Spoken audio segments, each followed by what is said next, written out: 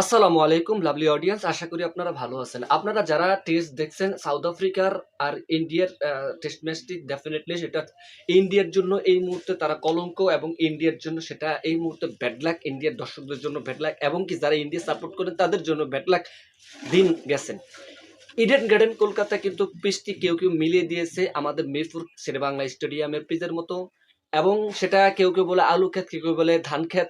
হ্যাঁ, আসলে এটা বলবি যারা জয় করতে পারে না তাদের এই কথা, এই অজুহাত দেখাবে নানাম, এবং কি গৌতম গম্ভীর বর্তমানে সমালোচনার মধ্যে এই মুহূর্তে আছেন। এবং যেটা আচার প্যাটেলও বলছে যে আমাদের 125 বা 24 রানের ভিতরে যদি এই রানে থাকে তাহলে আমরা ম্যাচটা আমাদের ফেভারে থাকবে, এবং তার কথা মতো আসলে সেটা এক্সিকিউশন হয়েছে। 124 রানের টার্গেট দিয়েছে সাউথ আফ্রিকার টেম্বা বাবুমার দল, এবং টেম্বা বাবুমার দ্বিতীয় ইনিংসে 55 রান করেন। সেই 55 রানই কিন্তু তাদের বিরাট একটা অ্যাচিভমেন্ট ছিল দলের জন্য, এবং সেই ইন্ডিয়া কিন্তু 124 রান চেঞ্জ করতে পারে নাই। 93 রানে ইন্ডিয়া গুটিয়ে যায় এবং 30 রানে ইন্ডিয়া হারেন।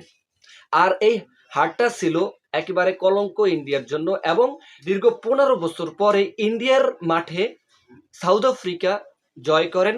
সাউথ আফ্রিকার অনেক কীর্তি এবং 148 বছর টেস্ট ইতিহাসে সাউথ আফ্রিকা টেম্বা বাউমার ক্যাপ্টেন্সি টানা 11টি টেস্টে 10টি জয় করেন।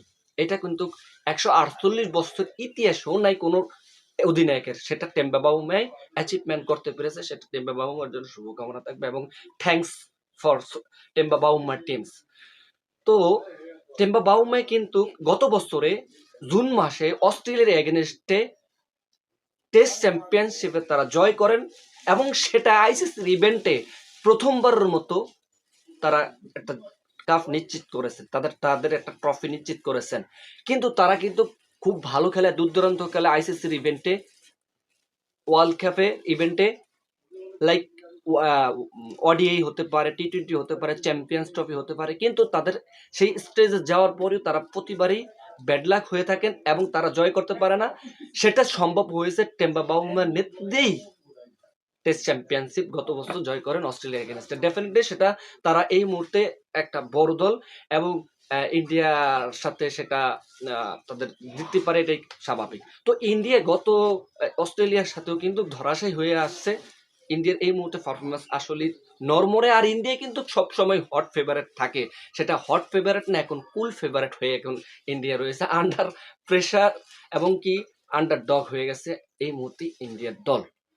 তো যাই হোক, ম্যাচটি হয়তো তাদের জন্য ব্যাড লাক, এবং কি আগামী যে ম্যাচটি থাকবে, 2টি টেস্ট যেহেতু মেবি, তো আগামী ম্যাচ যেটা থাকবে সেটা যদি ড্র হয় তাহলেও কিন্তু কাপ নিশ্চিত থাকবে টেম্বার বাবুমার দল, এবং সেটা আসলে ড্র হবে না, সেটাও জয় করতে পারে, এবং তারা যদি জয় করে তাহলে হোয়াইট ওয়াশ হয়ে যাবে ইন্ডিয়া।